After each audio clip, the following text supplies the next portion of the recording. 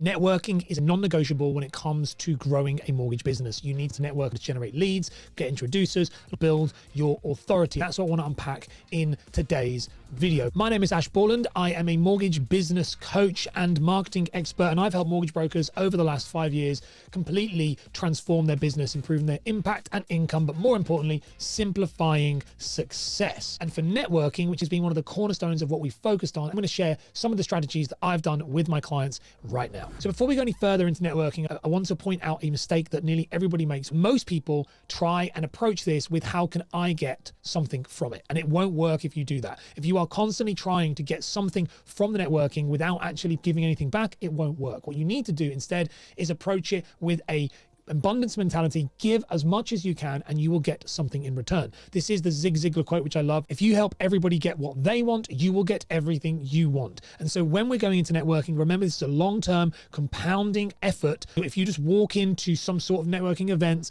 or something like that and you just pitch them, it is a big fat fail and it won't work. So there are 3 types of networking we need to discuss. The first one you have is networking for leads. Networking for leads is literally networking to generate leads straight away or on demand, meaning that the people you're speaking to either have a need for a mortgage or they know somebody close to them who does. This is the standard type of networking you see where people go to networking events. It's what most people think of. The second one you have is networking for introducers. So introducers are people who have access to your ideal clients on a regular basis. As a mortgage advisor, as a mortgage broker, this is going to be estate agents, it's going to be accountants, it's going to be IFAs. Networking with them is about securing relationships with ongoing business.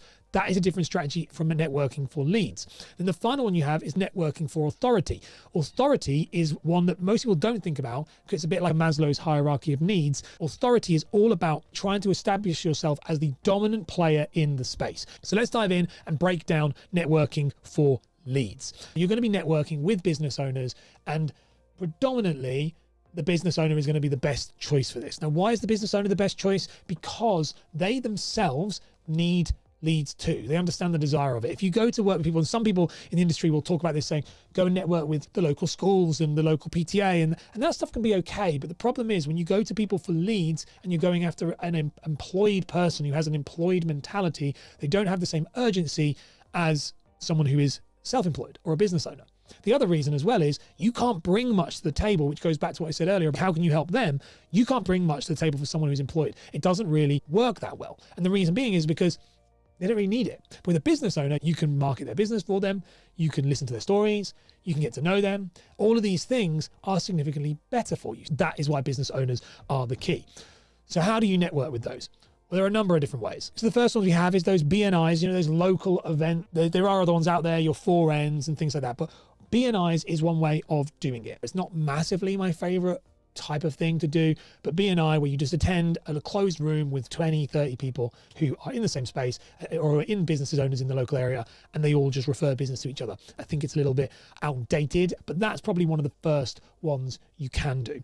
The second one you can do when it comes to networking for business owners is using social media. You go to social media. If I go to on search, I could search for my best friend here. He's a real estate agent. If I didn't know him, I could go onto his content and I start engaging with it. I can start commenting on his content. And this is another really simple way to start to boost your networking. If you engage with other business owners and engage in their content and support them, they're going to love it. Think about yourself, how great it is when you get somebody comment on your post. I get it all the time when people talk to me about it. They'll say, it's really quiet, it's really dead. So when you are somebody who actually goes and posts and comments on their content, you're helping them. And so over time, if your digital identity is good, if somebody then came from, saw my comment that I'd posted on my friend, and they came onto my profile and realized that I'm actually pretty accomplished at what I do, well, instantly that is going to translate into more business. That's going to translate into trust. It's going to be the know, like, and trust factor, and then people are going to start to generate business. This is why marketing is important. And if you struggle with marketing and you haven't got any marketing in place, check out my free mortgage marketing blueprint. You go to ashborland.com/blueprint. You can get it there. That will teach you how to make your brand look great online. Or you can check out my YouTube playlist, which is social media for mortgage brokers. There's how to do Facebook, LinkedIn, and Instagram, all detailed there too. But that is the second way that you can boost your networking as a mortgage broker for leads. The third way you can do it is via podcasting. Having a podcast as one of the ways that you generate leads is, in my opinion, the best one. The reason it's the best one is because it gives you access to people you would never have had access to before. If you do a local business podcast, you set that up and you create a show in which people are able to share their own experiences as a business owner, well, then they feel very heard. They're going to feel heard. They're going to feel like you listened to what they were saying, that you understood them. And guess what? They're going to know, like, and trust you. And now they are going to start to give you business. They'll start to do their own mortgage with you. They'll refer business to you from friends and family or any of the clients they're seeing. They're super simple. They don't require a lot. You literally can just host it on Spotify for Podcasters, which is a free podcast hosting platform. You need a Zoom account, speak to them on Zoom, record the conversation. You can do audio only if you want to. If you do video, brownie points, because if you do video, you can then even clip the video up and use something like Opus Clip that'll automatically clip the content for you so that it makes these clips from podcasts. You send these clips to your podcast guests. They're going to love you because not only have they come on and talked about their business, but now they've got a promotional piece of content. You've allowed them to promote their business for free. You send them these clips from their podcast of them talking about their business and they can use it on social media. You've now given them free content. Many of these people don't even have this type of thought process or capabilities to build the marketing engine they're after. And so you're giving them free content. They're going to love you for it. And this, again, is another thing that people overlook. It's so powerful. That's the first way of generating leads. So let's talk about the second one, which was networking for introducers. When it comes to networking for introducers, there are a couple of things you can do. The first one you can do is you can go after industry events. So if you're in mortgages, going to a mortgage event doesn't help you. I remember someone saying this about Clubhouse. They said Clubhouse was just marketers in marketing rooms with other marketers talking about marketing, and it didn't actually become anything.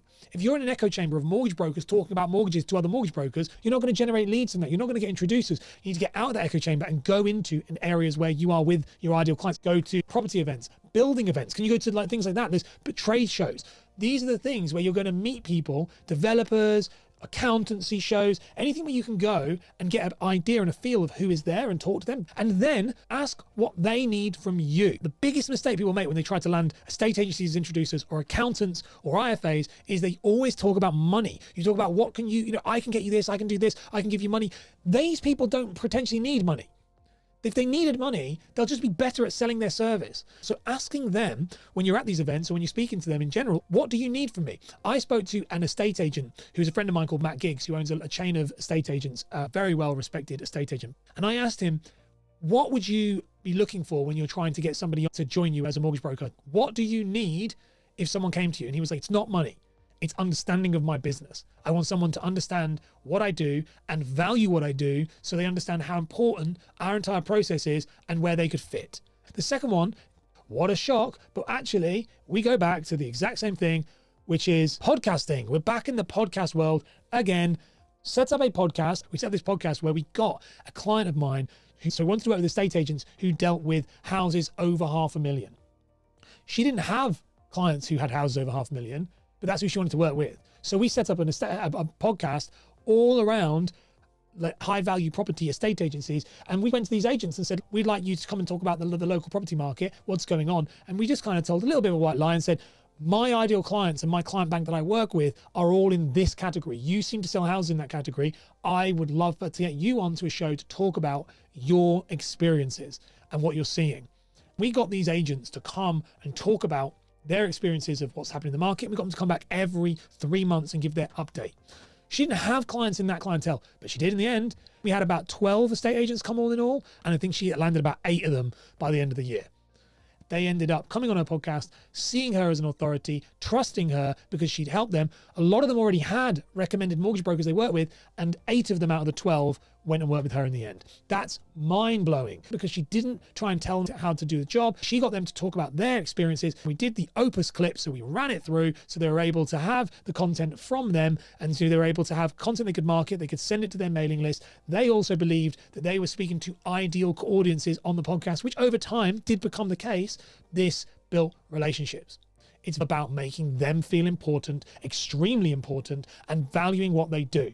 Same for accountants, same for IFAs, same for developers. How can you platform them and make them look important. If you can't do that, you won't do very well. Now, if you want to look for estate agents, how do you target them? It's super simple. All you'd have to do is go to Rightmove, search for properties in your area, and then all you would do is go and look at the names of the estate agents. Just do some research in your local area, find the people who you think could be a good fit, and ask them to come on the show. Which leads me on to the final way you can network, and that is the networking for authority. If you're trying to build your authority in your space and you want to be seen as the go-to for a certain niche, then authority networking is important. Now, how do you do this? Guess what? Podcasting is great. If you're trying to establish yourself as authority, a general normal podcast is still going to do that. So the leads one we did at the beginning, people are going to look at you and go, okay, you're the podcaster. That naturally will build authority. However, authority networking is going to be attending events. I don't like events, but that is how it is. If you want to build authority as a key player in the space, you need to network with other people who are seen as authoritative. And so this is success by association. Client example of mine is Matthew Chapman, the protection coach. Many of you will know him. We worked together for a long, long time. We set up the protection coach as part of coaching together. And one of the things that, if we look at Matt, our strategy nearly always is authority. Matt is at these awards, he's speaking at events, he's building his brand to become somebody that everybody sees as authoritative. And if I'm just scrolling through his LinkedIn right now, you're able to see just straight away, the play we're doing here he is talking at Scottish Widows about their 5-star de facto rated income protection. He's then talking about here his course he's released. He's also talking about his podcast that he's just announced. He's got posts of him sat on the sofa at Iris. A lot of his content, if you look at it, is based around him being at the cover events, the awards. His networking is all based around that. He's using LinkedIn as a networking platform to boost his authority and establish his dominance as the leading protection sales expert for large corporations. It's a different type of strategy. If you're trying to build your authority and status, you need to go after the awards. You need to be associated with people who already have power, kudos, and status. Over time, you will start to become part of that too. You probably noticed that podcasts play a huge role in this. If you want to check out the next video here, which is all about how to start a podcast, then you can click on it right now.